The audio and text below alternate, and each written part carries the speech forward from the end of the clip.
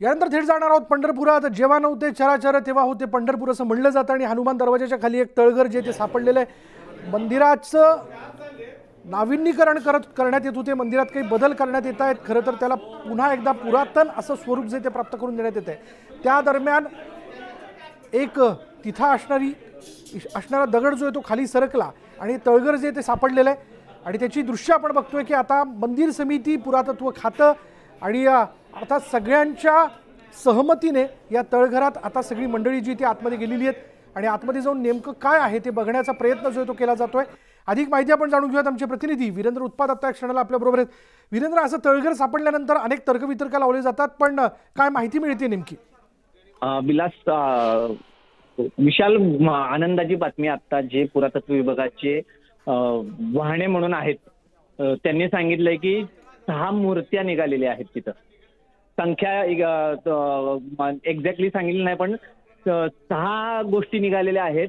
त्याच्यामध्ये मूर्त्या आहेत, पादुका आहेत आणि नेमकं कशाच्या आहेत, काय आहेत ते आता ते स्पष्ट करतील। मात्र त्या तिथं नक्की काहीतरी अशा मूर्ती सदृश्य गोष्टी आहेत असं सांगण्यात आलं होतं आणि त्याप्रमाणे तिथं मूर्त्या सापडलेल्या आहेत आणि पादुका आहेत। विशाल, वीरेंद्र, अर्थात ही मोठी मिळकत म्हणावी लागेल पुरातत्व खात्याच्या दृष्टीने देखील आणि मंदिर संस्थांच्या दृष्टीने देखील। अशावेळी खरं तर एक मोठा इतिहास देखील या निमित्ताने जाणून घेता येऊ शकतो। निश्चितच शेकडो वर्षाचा इतिहास आहे पंढरपूरच्या मंदिराचा आणि त्याच्यामध्ये हे मूळ स्वरूप देताना या गोष्टी समोर येत आहेत।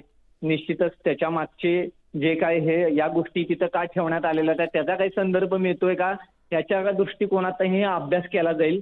मात्र विठ्ठू माऊलीचे जे सगळे भक्त आहेत त्यांच्यासाठी ही निश्चितच एक आनंदाची गोष्ट आहे।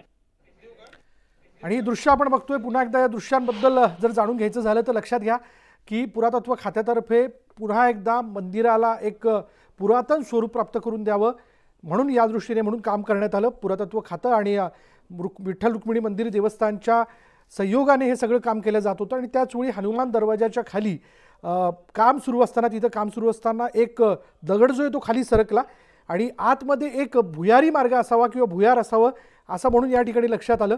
आतमध्ये नेमकं काय असावं या दृष्टीने म्हणून शोधाशोध झाली आणि त्याची दृश्य आपण बघतोय। त्यामध्ये 6 मूर्ती सापडलेल्या आहेत। जसं आपल्याला आपले प्रतिनिधी वीरेंद्र उत्पात यांनी सांगितलं, 6 पुरातन मूर्ती ज्या आहेत त्या सापडलेल्या आहेत आणि या निमित्ताने एक फार मोठा इतिहास जो आहे तो जाणून घेता येणार आहे।